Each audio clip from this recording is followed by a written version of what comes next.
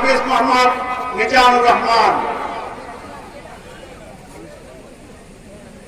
সম্মানিত এই চারজন শিক্ষককে সম্মাননা স্মারক প্রদানের পরে তাদের মেহনতের কারণে সেই সমস্ত 6 জন ছাত্র আজকে হেফজ করার সুযোগ পেয়েছেন, আল্লাহ তাআলা যাদেরকে ধন্য করেছেন সেই ছাত্রদেরকে পাগড়ি প্রদান করছেন।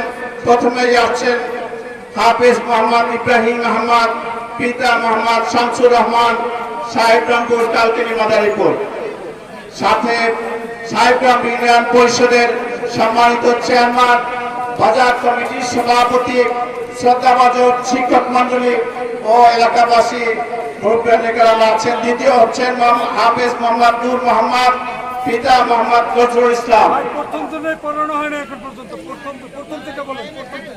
প্রথম হচ্ছেন মোহাম্মদ ইব্রাহিম আহমদ।